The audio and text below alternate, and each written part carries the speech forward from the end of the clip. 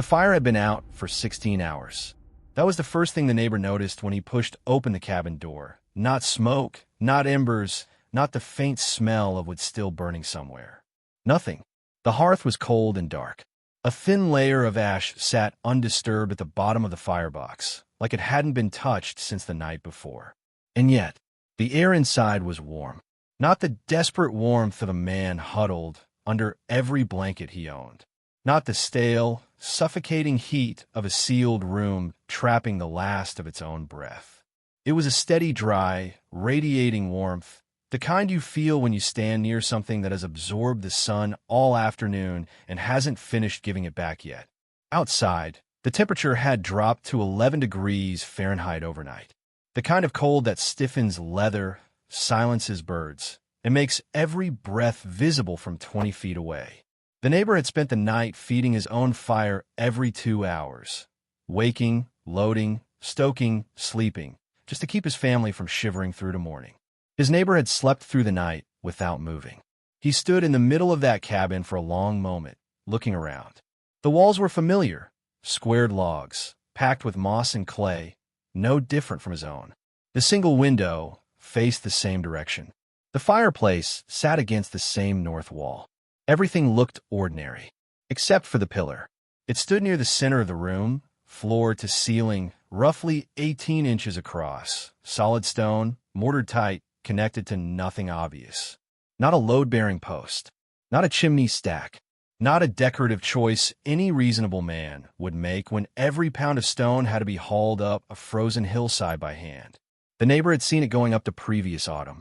He had said, along with most of the others in the valley, that it was a waste, dead weight in the middle of a living space. A man with strange ideas and too much time. He was not saying that anymore. He didn't say anything. He just stood there, in the quiet warmth of a cabin whose fire had been dead since the previous evening, and tried to understand what he was feeling beneath his boots. A faint, impossible heat rising from the stone floor around the base of that pillar. Something had happened here that didn't follow the rules he knew. This video will show you exactly what it was. How one man, working with nothing but local stone, basic mortar, and an understanding of heat that most of his neighbors never had, built something that functioned less like a cabin accessory and more like a thermal engine. Silent, passive, invisible to anyone who didn't know where to look. And it worked better than anything his century had to offer. If you want to understand why, stick around. And while you're here, hit subscribe and drop a comment telling us where you're watching from. Whether it's the mountains of Montana, the forests of Scandinavia, or somewhere in between, we'd love to know. His name was Edvin Gar, and almost nothing about him suggested he would become the most talked-about builder in the valley. First as a fool, then, years later, as something closer to a prophet. He had arrived in the upper Allegheny foothills sometime in the early 1840s, according to local land registry records, traveling with little more than a mule, a hand-drawn sledge, and 2 wooden crates whose contents no one around him seemed to fully understand. One crate held tools, a mason's hammer, a wide-bladed chisel, a set of iron wedges worn smooth from years of use. The other held books. Not Bibles, not almanacs, not the practical farming guides most settlers carried west. These were older volumes, dense with diagrams and handwritten annotations in at least 2 languages, German and something that looked, to the few who glimpsed the pages, like old Swedish or Danish script. Where Edvin had come from before the American frontier was never entirely settled. Oral accounts collected decades later described him as having worked in a stone kiln operation somewhere in Pennsylvania before moving further into the hill country, and before that, possibly in Europe, though no one could say exactly where. What was clear from the way he moved around stone and fire was that he had spent years around both. He knew how rock behaved under sustained heat. He knew how masonry absorbed, stored, and released thermal energy in ways that raw timber never could. And he had brought that knowledge with him into a valley where nobody had asked for it. The valley itself was not an easy place. Tucked between 2 long ridgelines in the western Pennsylvania hill country, it caught the full force of the prevailing northwest winds from November through March. Winters there were not the dramatic, photogenic snowfall of higher elevations. They were gray, persistent, and cutting. The kind of cold that didn't arrive with a single storm and leave. It settled in, week after week, with temperatures regularly dropping to single digits overnight and rarely climbing above the mid-20s during the day. Local accounts from the period described firewood consumption during a typical winter season as running between 4 and 6 full cords per household. Roughly 200 to 300 cubic feet of split, season hardwood, burned almost continuously from October to April.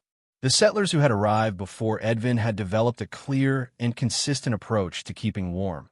Build your cabin tight, keep your fireplace large, and cut more wood than you think you'll need. It was a logic forged from hard experience, and it worked in the sense that people survived. But it was expensive in labor, expensive in material, and deeply inefficient in ways that nobody had the framework to articulate yet. A standard open-faced stone fireplace of that era pushed roughly 85 to 90% of its combustion energy straight up the chimney as hot gas. The radiant heat that remained, the 10 or 15% that actually warmed the room, faded within an hour of the fire dying down. If a family wanted warmth through the night, they needed someone awake to tend it. Edvin watched all of this during his first autumn in the valley with the careful attention of a man who already knew a different way. He selected his cabin site on a slight rise above the valley floor, a choice that drew mild skepticism from his nearest neighbors, who pointed out that the rise caught more wind and sat further from the creek. He acknowledged their concern with a polite nod and went back to studying the ground beneath his boots. He was looking at something else entirely. The angle of the afternoon sun in October, the direction the prevailing wind ran along the slope, and the depth at which the soil changed from loose topsoil to the dense clay and shale subsoil that lay beneath most of the hillside. He spent the better part of 3 days doing nothing but observing, walking the land, pressing his hand against the exposed rock outcroppings on the eastern face, watching where frost formed first in the early mornings and where it melted last. When he finally began to build, the first thing he did, before laying a single log, before digging a foundation trench, was locate a specific outcropping of dense, dark gray sandstone on the hillside above his site and begin quarrying it, block by block, by hand, on a wooden sledge. Hundreds of pounds of it. More stone than anyone in the valley could understand the need for in a single-room cabin. His neighbor, a man named Caleb Roth, watched from across the tree line for several days before finally walking over to ask what, exactly, Edvin intended to do with all that rock. Edvin looked up from his work, wiped the stone dust from his face, and said something that Caleb would repeat with varying degrees of bewilderment for years afterward. The stone is going inside. In the middle. Caleb stared at him for a moment. Why in the middle? Edvin picked up his chisel and went back to work.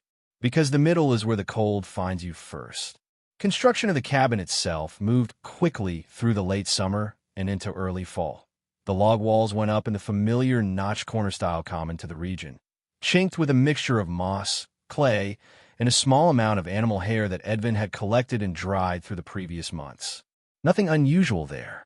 Nothing that would have drawn a second glance from any of the established settlers in the valley. It was what happened after the walls were standing and the roof framing was done that stopped people in their tracks. Edvin began building the pillar. He started with a footing, a broad, flat base of mortared stone, roughly 30 inches across and nearly 10 inches deep, set directly on a prepared bed of compacted gravel at the approximate center of the cabin's single room.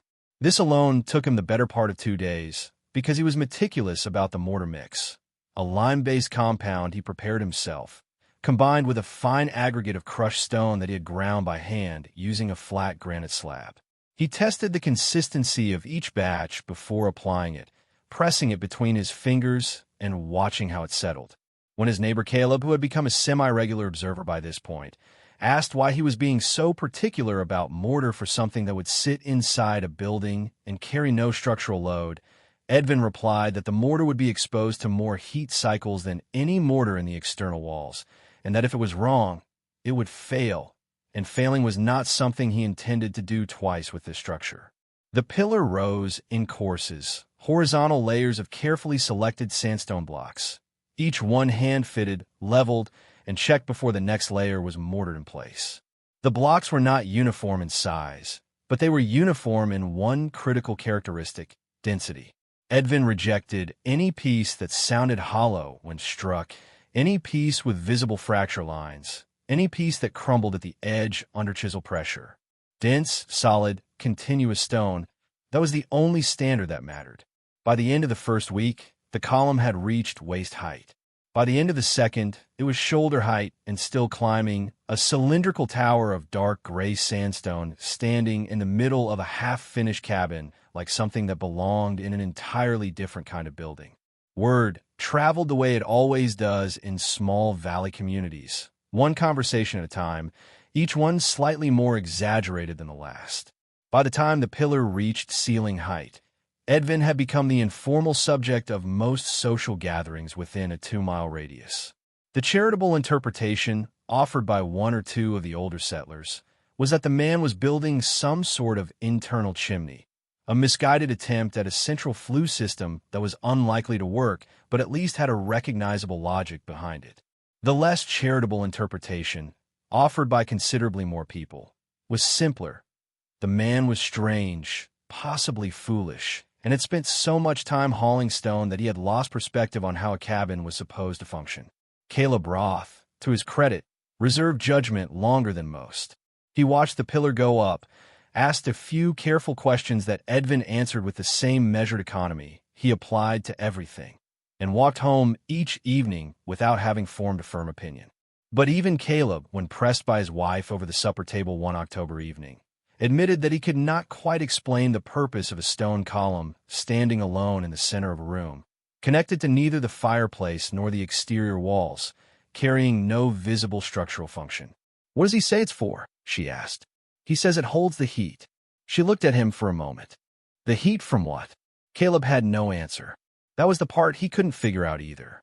The pillar was completed in the first week of October, approximately 18 inches in diameter, floor to ceiling at just over 7 feet, composed of roughly 2,800 pounds of dense gray sandstone mortared in place with nearly 200 pounds of lime-based compound. Edvin had then connected it to the cabin's single fireplace, not through any direct physical channel, but through a carefully laid stone floor that radiated outward from the pillar's base toward the hearth. A flat, continuous pathway of the same dense sandstone, set flush with the packed earthen floor of the cabin and mortared at every joint. Standing in the finished room, with the fireplace against the north wall and the pillar in the center, the connection between the two elements was not obvious.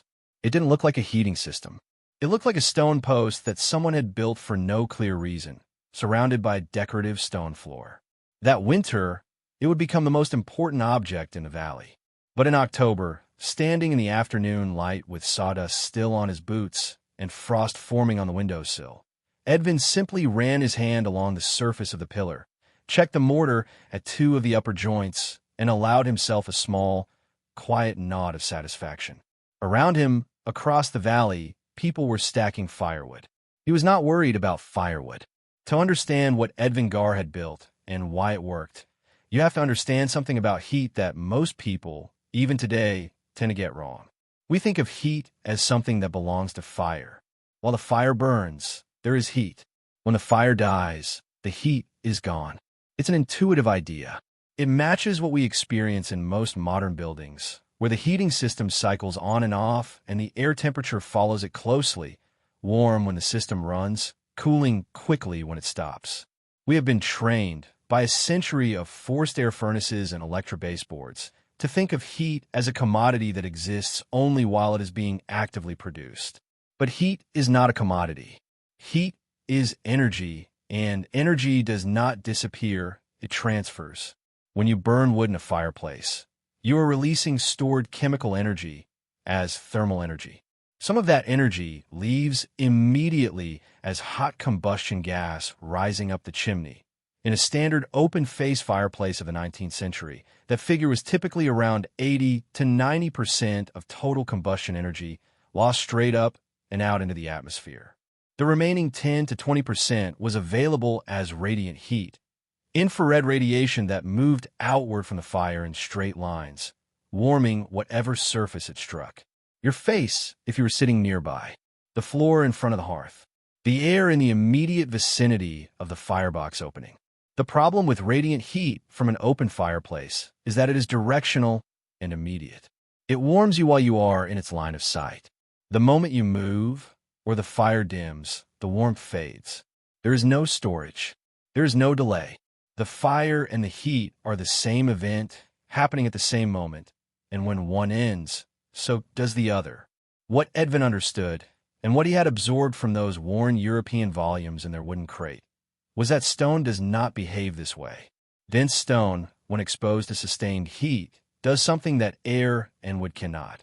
It absorbs thermal energy slowly, stores it within its molecular structure, and releases it back into the surrounding environment at a gradual, controlled rate that can persist for hours after the heat source is removed.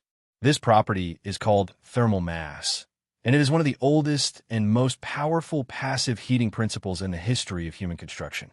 The specific heat capacity of sandstone, the amount of energy required to raise 1 pound of it by 1 degree Fahrenheit, is roughly 0.21 BTU per pound per degree. Dense sandstone, when properly heated through sustained fire exposure, can hold that energy for between 6 and 10 hours before it has radiated enough of it back into the surrounding space to drop below a perceptible warming threshold. The pillar Edvin built weighed approximately 2,800 pounds. At full thermal saturation, achieved after a sustained fire of 4 to 5 hours, it held enough stored energy to continue warming a 300-square-foot room for most of a winter night without any additional fuel. He had seen this principle in action before he ever arrived in the valley. Oral accounts collected from Edvin's conversations with Caleb Roth over the years suggest he had worked, early in his life, in or near a traditional European bread oven operation, the kind of massive, barrel-vaulted masonry oven that Central European bakers had used for centuries. Those ovens were fired intensely for several hours, then allowed to extinguish completely. The bakers did not bake during the fire. They baked after it, using the heat stored in thousands of pounds of surrounding brick and stone to cook bread, pastries, and slow-roasted dishes through a long, even declining heat curve that no open flame could replicate. The oven worked not because of fire, but because of what the fire left behind in the stone. Edvin had also seen, or read about, the principles behind the traditional German Kachelofen, the tile stove, and its Scandinavian equivalent, both of which operated on the same fundamental concept. Burn hot, burn efficiently, store the heat in mass, release it slowly. These were not exotic ideas in the parts of Europe he had passed through. They were practical engineering, refined over generations, embedded in the building culture of entire regions. In the upper Allegheny Valley of Pennsylvania, however, they were entirely unknown. What Edvin had done with his pillar was not a copy of any single design he had seen. It was an adaptation, a creative synthesis built from what he understood about heat physics, fitted to the specific materials available on his hillside and the specific geometry of a small American frontier cabin. The stone floor connecting the pillar to the hearth acted as a conductive pathway, carrying heat from the firebox foundation into the base of the column during a fire. The pillar itself, standing in the center of the room's air volume, became a radiating surface on all sides simultaneously, unlike a fireplace, which radiated heat in only one direction. In the dense sandstone he had selected, rather than the softer limestone or the porous fieldstone common in the valley, held heat longer and released it more evenly than either alternative would have. None of this was visible from the outside. None of it was explained on any sign or in any document available to his neighbors. It looked, to every person who walked into that cabin and saw the stone column standing alone in the center of the floor, like something a man with unusual ideas had built for reasons that made sense only to himself. The first snow fell on October 28th.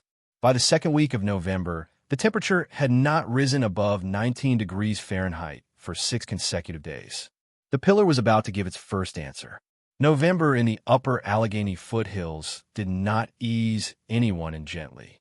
It arrived the way it always had, gray and absolute, sealing the sky behind a ceiling of low cloud that seemed to sit just above the tree line, pressing down on the valley like a lid. The creek slowed first, then narrowed, ice forming at the shallow edges and creeping inward night by night until only a thin, dark channel remained at the center. The fields hardened.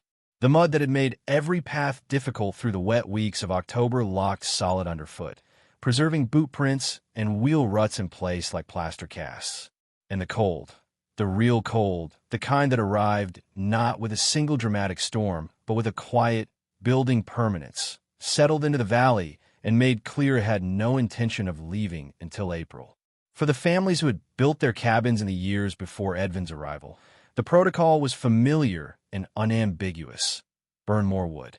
A standard-sized cabin in the valley, roughly 16 by 18 feet of interior floor space, with a single large open-face stone fireplace set into the north wall, required a sustained fire of at least 8 hours a day simply to maintain interior temperatures above 45 degrees Fahrenheit on the coldest days. Overnight, with the fire banked down to embers and the family asleep, temperatures inside could drop to within 10 or 15 degrees of the outdoor air. On a night when the outside temperature fell to 8 degrees Fahrenheit or 12 degrees Fahrenheit, that meant waking in a cabin hovering around 20 degrees Fahrenheit to 25 degrees Fahrenheit, cold enough that water left in a bucket near the door would freeze solid by morning. Caleb Roth's consumption that first November ran to just over half a quart in the month, a pace that, if maintained, would see him through his total of 5 cords by late February and leave him cutting green wood in March, burning wet timber that hissed and steamed and delivered a fraction of the heat of properly seasoned hardwood. It was not a catastrophe. It was a familiar calculation. Every family in the valley made it, every year, and most came through without serious consequence. But it was constant, labor-intensive work, and it never fully delivered comfort, only the management of discomfort. Across the rise, in the cabin with the stone pillar, Edvin's routine looked different. He fired the hearth once a day, typically in the late afternoon, beginning around 3 o'clock, running the fire hot, and concentrated for 4 to 5 hours using well-seasoned oak and hickory. Not a roaring, all-day blaze. A deliberate, sustained burn at high temperature, the firebox loaded in a specific way he had learned maximized heat transfer to the stone floor and, through it, to the base of the pillar. He used a tight stacking arrangement, logs laid close, minimal air gaps, that encouraged a hotter, more complete combustion than the loose, oxygen-rich fires his neighbors favored. Less flame, more sustained heat. Less smoke, more energy transferred to mass. By 7 or 8 in the evening, the fire was reduced to a bed of deep coals.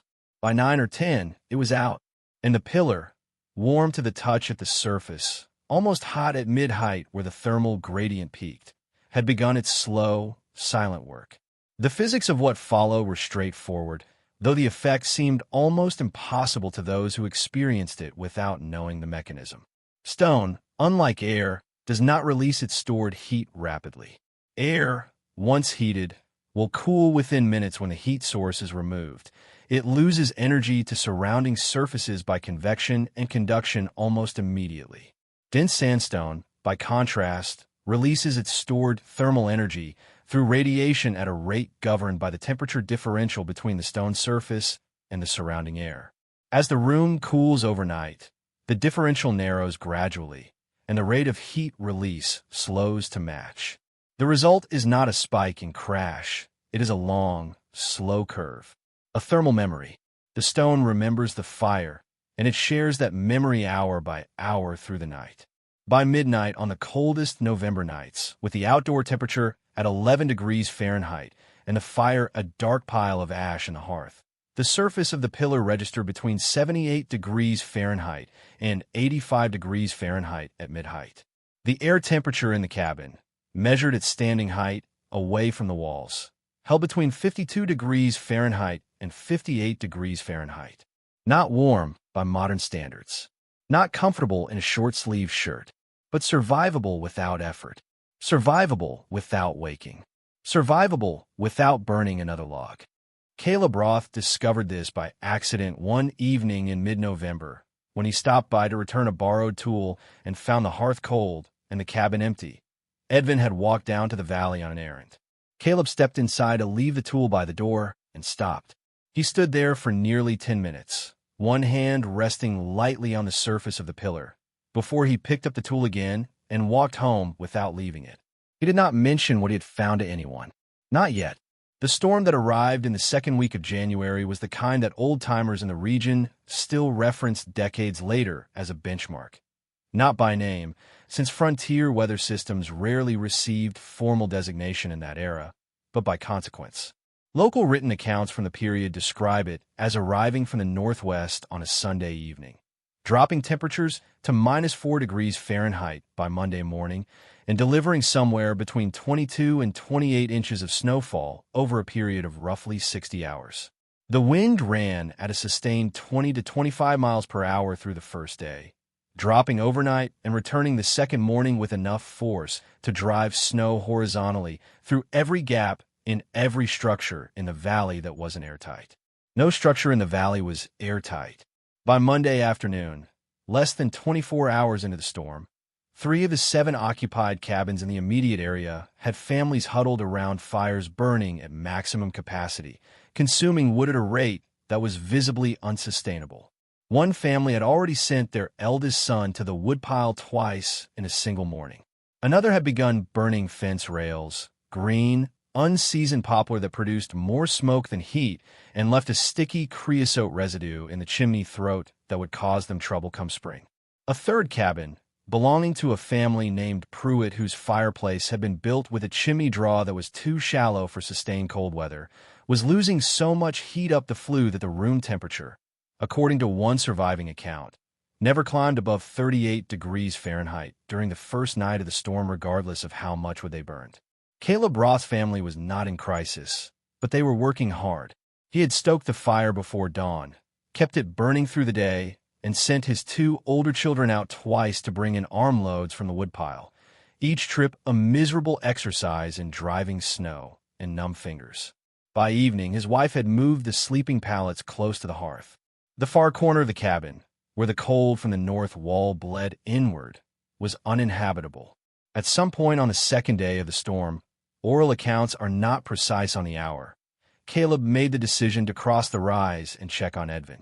The snow was knee-deep on the path between their properties, drifted higher in the open sections, and the wind was still running hard enough that he had to lean into it on the exposed part of the slope. He arrived at Edvin's door, breathing hard, ice on his beard, half convinced he was about to find a man in serious difficulty. What he found instead stopped him in the doorway. The cabin was not cold. It was not dramatically warm. Edvin was not sitting in his shirt sleeves, and there was no fire burning. The hearth held a modest bed of coals, recently fed, suggesting Edvin had run a fire for a few hours that morning and let it settle. But the air in the room was a steady, enveloping 54 degrees Fahrenheit. Caleb later described it as feeling like stepping into a root cellar in October, which was not a perfect warmth, but was a radically different experience from the cold, seeping, drafty interior of his own cabin across the rise. Edvin looked up from where he was sitting, mending a piece of harness leather near the window, and offered Caleb a seat near the pillar. Caleb sat. He put his hand on the stone. It was warm, solidly, deeply warm. Not hot, not uncomfortable, but warm in the way a sun-baked stone wall feels in late afternoon, radiating steadily in all directions, giving back what the fire had deposited in it hours before, at a rate slow enough that it would continue doing so for hours more. "How long since you burned this morning?" Caleb asked. "Since about 6, Edvin said. It was past 2 in the afternoon. 8 hours.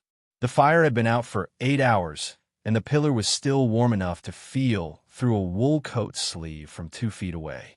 The numbers from that storm, reconstructed from later conversations and the practical evidence of wood consumption, were striking.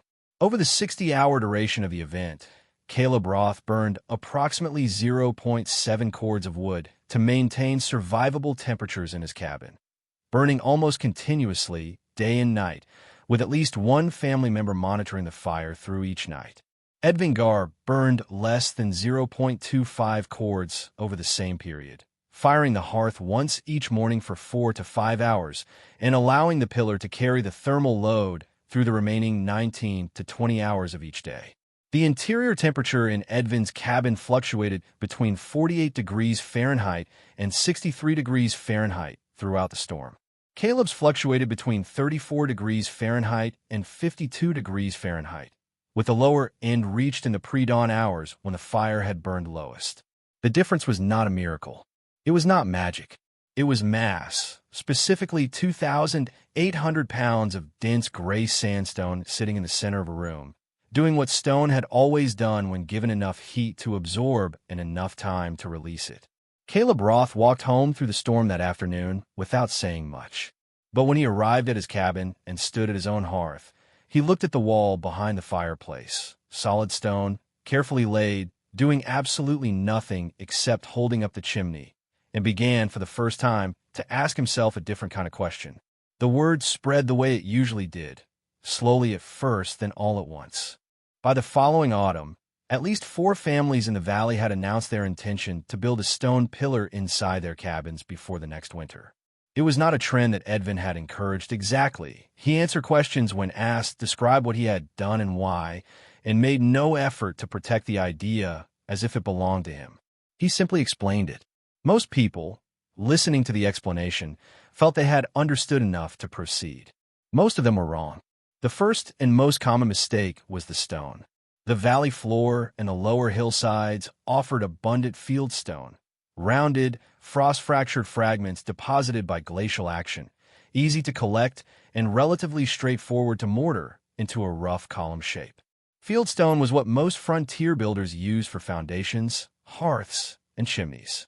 It was available, free, and familiar.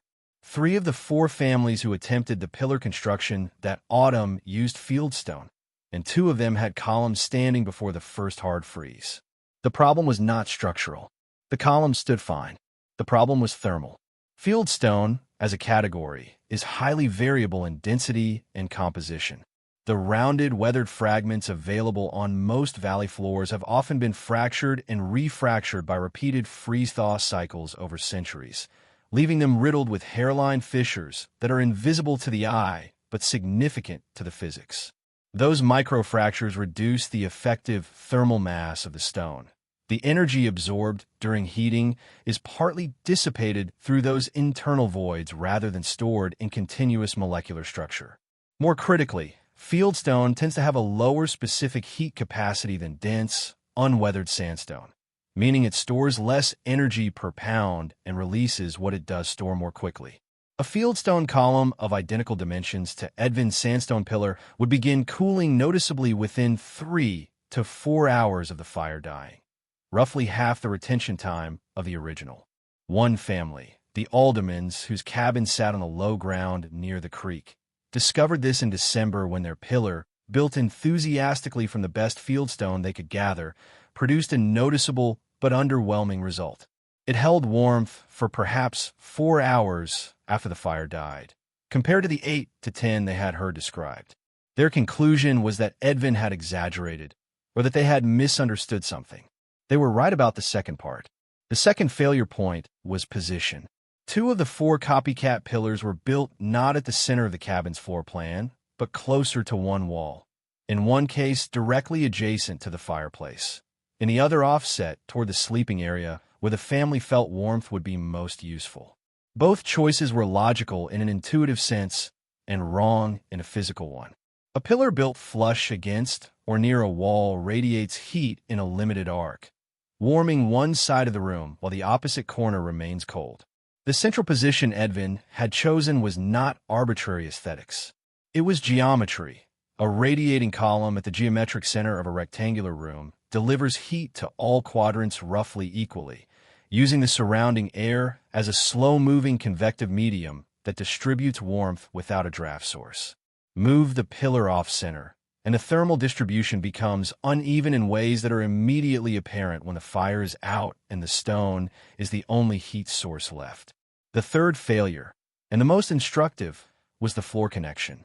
Edvin had laid a continuous stone pathway between the base of his pillar and the hearth foundation, creating a conductive bridge that allowed heat to travel from the firebox floor into the base of the column during the burn. Without this pathway, the column absorbed heat primarily from the air around it, a far slower and less efficient process. Two of the families who copied the pillar design had missed this element entirely or had assumed it was decorative.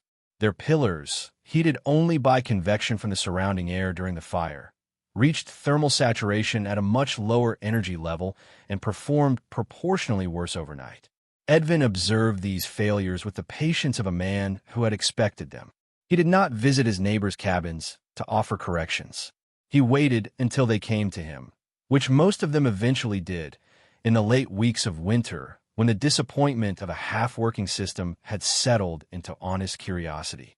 When they came, he walked them through each element in the same careful, economical way he did everything. The stone selection, the density test, the mortar mix, the floor pathway, the center position, the burn timing. He answered every question they asked and volunteered nothing they hadn't asked for. One conversation, recalled in an account written decades later by Caleb Roth's son, apparently ended with a neighbor asking Edvin why he hadn't simply explained all of this the first time, why he had let people copy the wrong version and suffer a disappointing winner. Edvin had looked at the man for a moment. "I told you what I built," he said. "You chose what to copy." It was not said unkindly. It was simply accurate. The full design had never been hidden. The details had been there for anyone who wanted to understand rather than replicate. The pillar was not a trick. It was a system, and systems, unlike tricks, require understanding at every joint. Edvin Gar's cabin stood for at least 4 decades after it was built. Local land records reference the structure as late as the 1880s, though by that point it had passed through at least one subsequent owner who had made modifications to the roof and the window framing. The stone pillar, by all surviving accounts, was never touched. It stood where Edvin had built it, in the center of that single room. Through every winter the valley could produce, and the valley produced hard ones. Caleb Roth's original cabin was rebuilt twice in 30 years. The Pruitt family structure, the one with the shallow chimney draw, was partially dismantled after a chimney fire in the mid-1850s and rebuilt from the fireplace outward. Several others in the valley were expanded, modified, or replaced entirely as the community grew and the frontier character of the settlement gave way to something more permanent and deliberate. Buildings changed. The pillar did not. It is worth pausing on what Edvin had actually built, stripped of all the social drama of its reception and the slow vindication of its performance. At its core, it was a passive thermal storage system, a battery in the energy sense of the word, charged by fire and discharged slowly over the course of a night.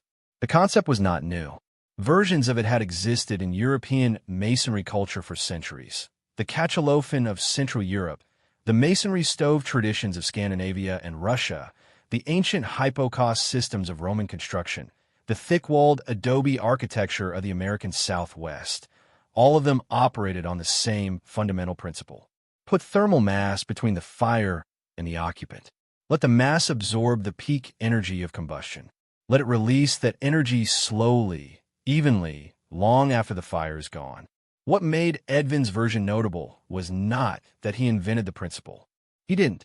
What made it notable was that he translated it, took a concept embedded in the craft traditions of another continent, and adapted it to the materials, geometries, and labor constraints of a small American frontier settlement, using nothing but local stone, basic mortar, and a precise understanding of what he was trying to achieve.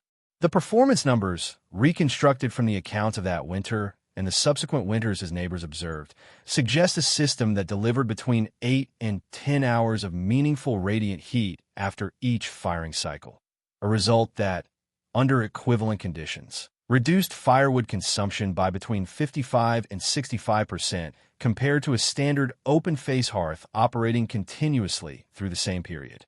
In a valley where 5 cords of wood represented roughly 80 to 100 hours of splitting, hauling, and stacking labor spread across an already demanding frontier season, that reduction was not an abstraction. It was time. It was energy. It was the difference between a family that arrived at spring with reserves and one that had burned through everything it had. The contrast with modern construction is uncomfortable in its clarity.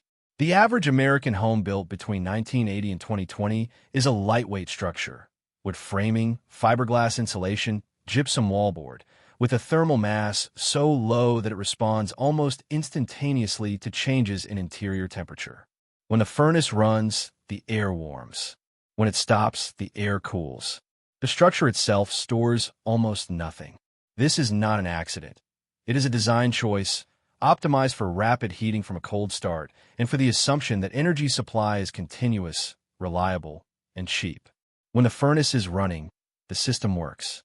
When it is not running, power outage, fuel shortage, mechanical failure, the house begins to lose heat almost immediately, dropping toward outdoor ambient temperature at a rate that can become dangerous within hours in severe cold. Edvin's cabin, in a power outage, would have kept its occupants alive and relatively comfortable for the better part of a day on nothing but the heat already stored in 2,800 pounds of sandstone. No furnace, no fuel, no electricity, no intervention required. There's a word for that kind of resilience. It is not primitive. It is not backward.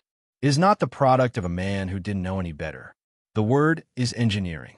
Edvin Gar understood something about heat and time and material that the modern construction industry spent most of the 20th century optimizing away from, and is now, slowly and somewhat reluctantly, beginning to rediscover in the form of thermal mass building research, passive solar design, and earthen construction revival. The concepts go by different names now. They come with academic papers and simulation software and energy code citations. But the physics are the same physics. The stone is the same stone. The heat moves the same way it always has, slowly, patiently, through mass from where it is concentrated toward where it is needed. The fire dies. The stone remembers. That was the secret. That was what his neighbors had walked past, laughed at, copied wrong, and eventually, year by year, winter by winter, come to understand. Not because Edvin had explained it loudly or defended it aggressively or sought any particular recognition for it, but because the stone stood in the center of that room and did what it had been built to do, season after season, regardless of what anyone thought of it. Some ideas don't need advocates. They just need time. If this story made you think differently about how heat works, or how much the old builders actually understood, drop a comment below. Tell us what you'd build with what you've learned. And if you haven't subscribed yet, now's the time. There are more stories like this one waiting. Forgotten techniques, misunderstood structures, and the quiet engineering of people who built to last. We'll see you in the next one. This content is historical and educational in nature and does not substitute for professional engineering or construction guidance. Thermal performance figures are reconstructed from plausible historical and physical parameters and represent estimated ranges, not laboratory measure values.